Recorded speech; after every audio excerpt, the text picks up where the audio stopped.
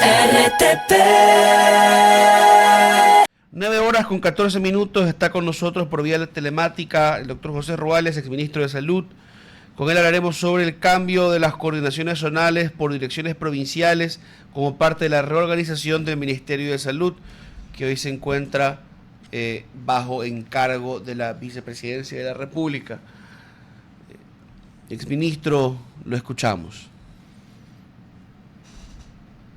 Muy buenos días, muchas gracias por la invitación y un saludo a toda la audiencia. Y aquí estoy siempre dispuesto para poder informar, comentar los temas de salud pública. Justamente por lo que empezábamos anunciando, este cambio a direcciones provinciales, en un momento el Estado fue a, digamos, circunscripciones de zonas, distritos, circuitos, para tratar de racionalizar la administración pública. Vamos a dividirnos por espacios concentrados, con poblaciones relativamente parecidas, porque la verdad que la diferencia entre una dirección provincial, por ejemplo, en Guayas y Pichincha, o una dirección provincial en el Carchi o en Morona, es bastante fuerte y estaría siendo ocupada por funcionarios del mismo rango. Entonces, para volver, digamos, cada nivel relativamente parecido, ¿verdad? O cada, digamos, zona dentro de un nivel parecido del uno a la otra, del uno al otro, pues el gobierno cambió. ¿Cómo así revertimos a las elecciones provinciales? ¿Y qué beneficio podría tener, si es que alguno?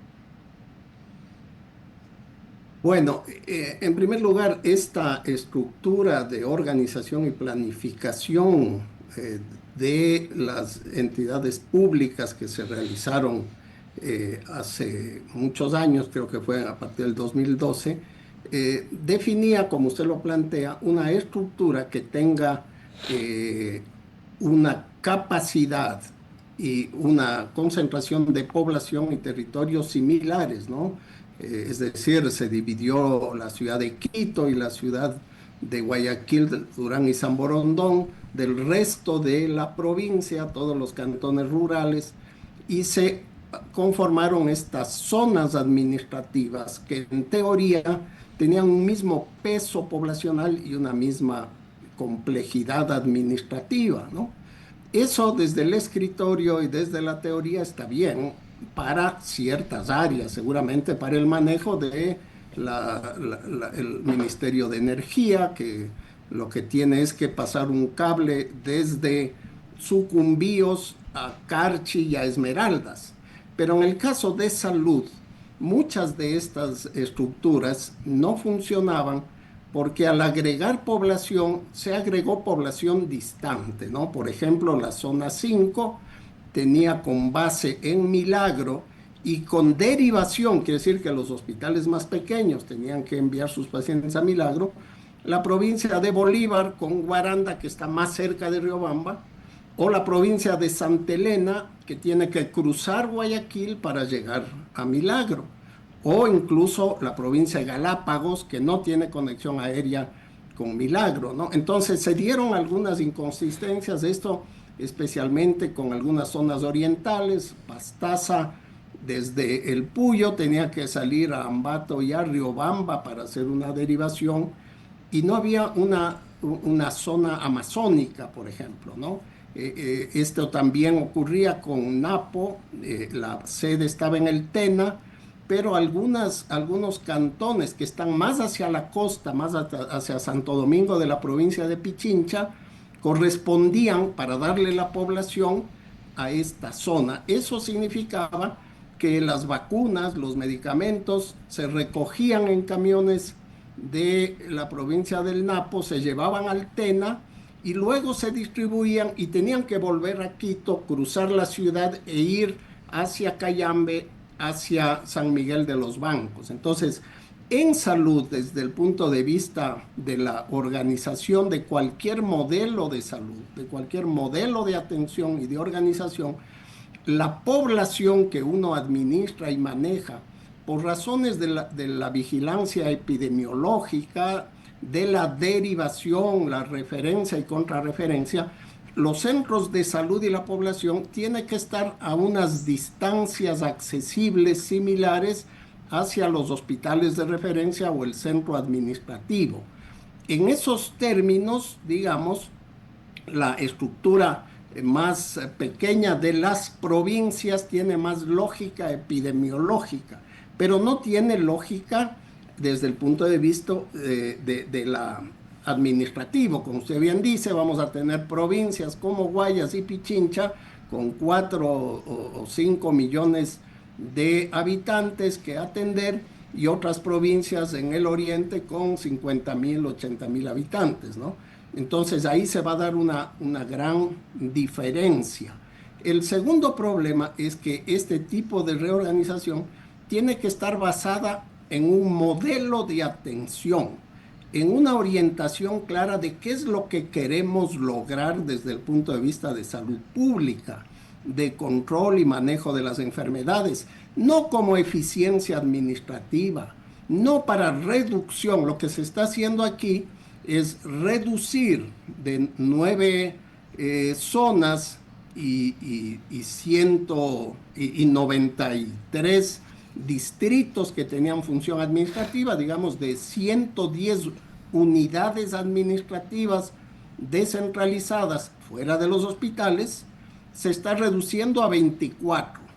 Es decir, lo que se administraba en términos de compra de medicamentos, de movilización de vehículos, de transporte, Pero de nuevo, atención, exministro, se está bajando a 24 unidades que tienen estas grandes diferencias. una concentración otra vez poblacionales. en un número menor de unidades puede tener sentido, ¿no? Es simplificar la burocracia, agilizar los trámites, pero ¿por qué a nivel provincial? De nuevo, o sea, ¿por qué no hacer una zonificación donde a lo mejor provincias grandes deban ser divididas, ¿verdad? Distinta es la realidad de Guayas en Milagro que Guayas en el suburbio de Guayaquil, y la provincia del Cañar o la provincia de Orellana, pues es mucho más pequeña, tiene menos población y menos centros de salud que la provincia del Manabí y la provincia de La Suay.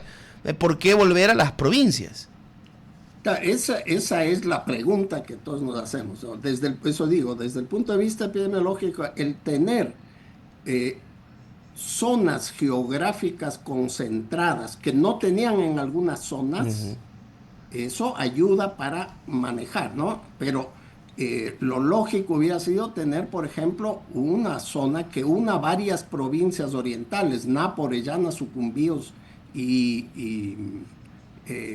en la zona norte del oriente, por ejemplo, ¿no? De tal manera que haya una población suficiente para hacer la administración.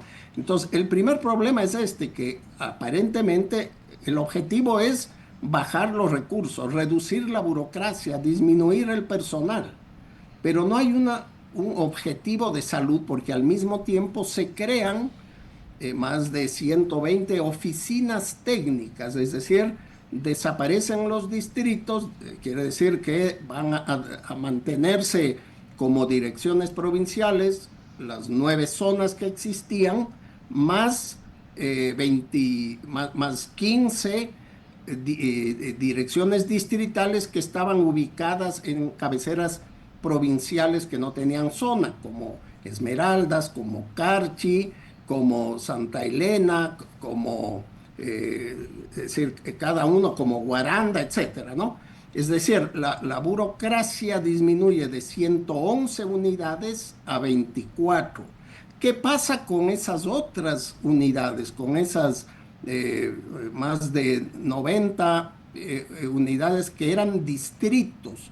De acuerdo a los conceptos, al manejo de la salud pública, uno se basa en lo que llamamos redes integradas de servicios de salud, que son la base operativa y de gestión de la atención primaria de salud. Es decir, tenemos que dar a la población muy cercano al territorio, muy cercano al domicilio, las principales prestaciones de prevención y de morbilidad más frecuente.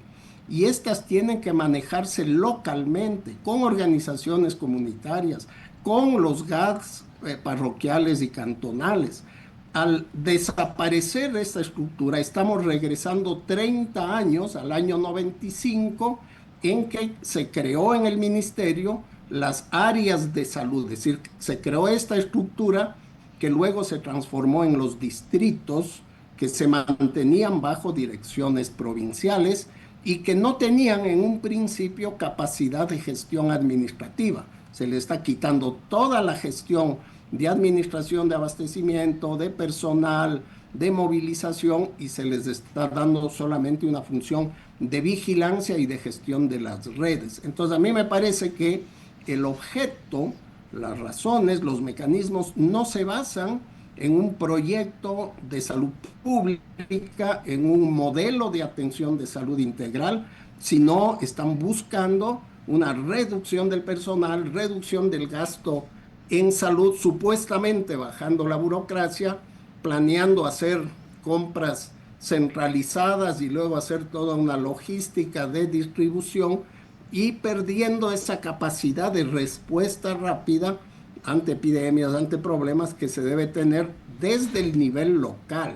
Entonces, son unas decisiones algo contradictorias, ¿no? Como usted dice, ¿por qué volver a organizaciones provinciales con tanta diferencia en gestión administrativa y en población, ¿no? Si al mismo tiempo se está planteando una reducción, qué sé yo, del número de municipios, haciendo consorcios de municipios, integrando para que sean más eficientes. Yo digo, esta forma de hacer las 9 zonas buscaba esto, pero era útil para el resto de entidades del Estado y de sectores. En salud siempre fue un problema el poder gestionar esta población que estaba fragmentada en varios sitios, especialmente en la pandemia, por ejemplo, ¿no? Ahí se volvió a estas estructuras geográficas más integradas, ¿ya? Y al mismo tiempo, el resto del Estado, esto va a ser un problema porque la Secretaría de Planificación, la de Energía, la de Educación, el Ministerio de Desarrollo Humano, todos los otros mantienen las zonas. Entonces, las formas de coordinación de salud, una de las funciones de salud es coordinar con los otros sectores para que todos los sectores localmente desarrollen políticas saludables, ¿no? Con el medio ambiente, con la calidad del agua, con el agua potable, con la mejora en calidad de alimentos, la inocuidad, la venta de productos agrícolas. Todo eso trabaja salud en una estructura paralela con otras entidades del Estado. Pero si estas estructuras ahora no van a ser coincidentes, puede generarse también un problema de coordinación o articulación. 9 horas con 27 minutos finalmente, señor exministro. Hace poco una exministra nos decía a nosotros que a lo mejor lo que nos hace falta para poder mejorar la calidad del servicio y combatir la ineficiencia y hasta la corrupción en el Ministerio de Salud es modernizar el sistema de inventario y de logística, que en el Ministerio de Salud históricamente todo se ha manejado con tablas de Excel. ¿Usted está de acuerdo con esa observación? Estoy totalmente de acuerdo, ¿no?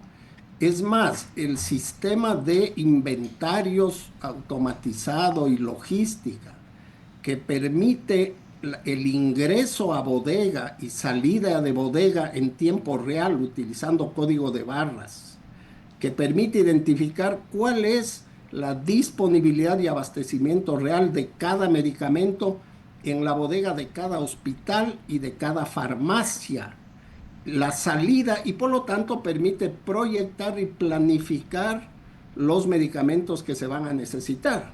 Ese sistema de administración y logística, parecido al que utiliza las farmacias, las cadenas de farmacias privadas, fue ya desarrollado en el Ministerio de Salud entre el año 2022 y 2023. ¿Y qué pasó? Para ello se contó incluso con técnicos informáticos y de sistemas logísticos que la empresa, la industria farmacéutica, nos prestó cooperación italiana, cooperación del BID.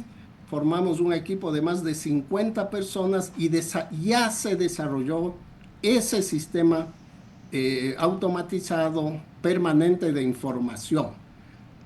Nosotros lo dejamos ya pasamos la fase de prueba, estaba ya en fase operativa en 9 de las 24 provincias, estaba ya en 6 de las 9 zonas funcionando y requería continuar su implementación durante tal vez 3, 4 meses para terminarlo cuando se produjo el cambio de gobierno por la muerte cruzada.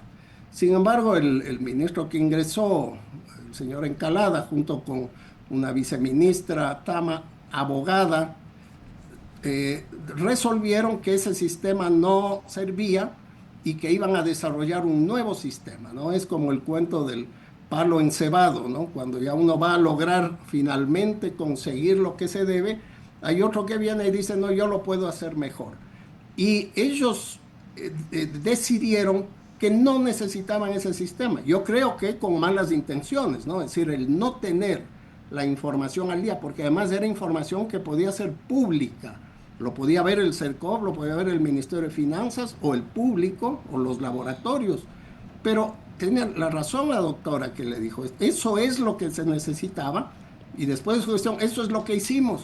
¿Por qué se eliminó el sistema? Ese fue el inicio de la debacle, ¿no? Nosotros dejamos ya sobre el 85% abastecimiento garantizado casi para 10 meses, y cuando se terminan esos procesos de compra, de manejo adecuado, empiezan a caerse todos los modelos de compra y se produce esta catástrofe actual del desabastecimiento de medicamentos. Doctor, la verdad que nos quedamos sin tiempo porque de lo que me dicen me surgen algunas preguntas.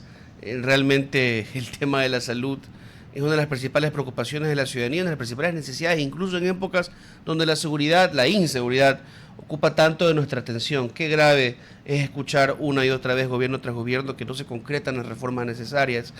Y claro, uno siempre tiene razones para pensar mal. Un buen día para usted en todas formas y gracias por habernos acompañado esta mañana. Muy buenos días y siempre a las órdenes para poder informar y analizar estos temas que son muy importantes y que no se les da siempre el espacio necesario. RTP